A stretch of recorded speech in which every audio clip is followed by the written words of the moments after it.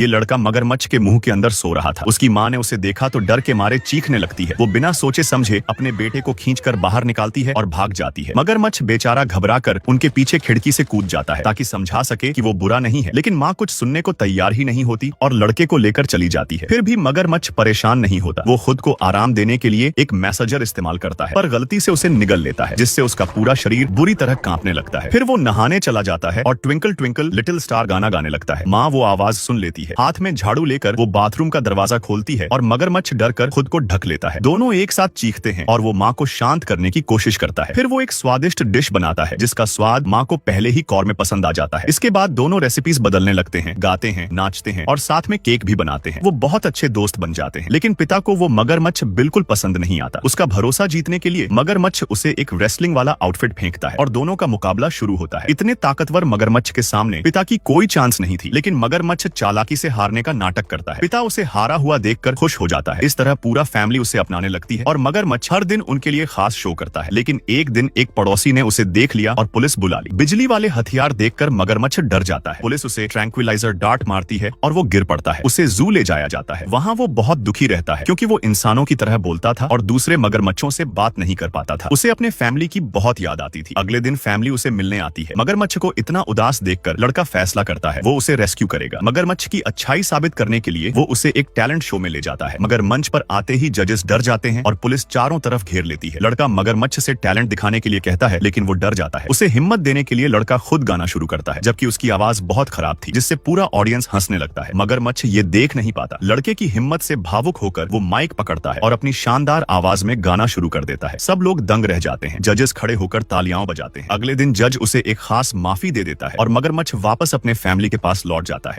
अचानक जैसे ही लड़की ने उसके गर्म माथे को छुआ, उनके सुपर पावर्स आपस में बदल गए। सब गड़बड़ होने लगा। जब जॉनी ने देखा कि लड़की खतरे में है, उसने ट्रांसफॉर्म होने की कोशिश की, लेकिन वो इनविजिबल हो गया। सूसन अचानक जल उठी और सीधा आसमान में उड़ गई। मिस्टर फैंटास्टिक जो बिल्डिंग के अंदर था घबरा गया। सूसन ने डर के मारे अपने बॉयफ्रेंड से मदद की भीख मांगी, लेकिन उसके कुछ समझने से पहले ही सूसन तेजी से नीचे गिरने लगी। मिस्टर फैंटास्टिक ने जल्दी से जॉनी से कहा, उसे दोबारा टच करो। जैसे ही उसने उसे छुआ, सब कुछ फिर से नॉर्मल हो गया। असल में थोड़ी देर पहले जॉनी ने एक रहस्यमयी सिल्वर सर्फर को छू लिया था, जिससे उसके शरीर की मॉलिक्यूलर स्ट्रक्चर बिगड़ गई थी। जब स्टोन मैन ने जॉनी को छुआ तो वो बन गया सेकंड जनरेशन ह्यूमन टॉर्च और जॉनी खुद स्टोन मैन बन गया। डॉक्टर डूम ने सिल्वर सर्फर को ढूंढ निकाला और उसके साथ मिलकर दुनिया पर राज करने का प्लान बनाया, लेकिन सर्फर ने उसे एक करारा सबक सिखा दिया। फिर भी डॉक्टर डूम ने हार नहीं मानी। वो पहुंचा मिस्टर फैंटास्टिक के पास। दुनिया के दो सबसे स्मार्ट लोग मिल गए। उन्होंने जल्दी ही सिल्वर सर्फर की वीकनेस पकड़ ली और उसे कैद कर लिया, लेकिन तभी डॉक्टर डूम ने चालाकी दिखाई, उनकी लापरवाही का फायदा उठाया और सर्फर का सर्फ बोर्ड चुरा लिया और उसके साथ ही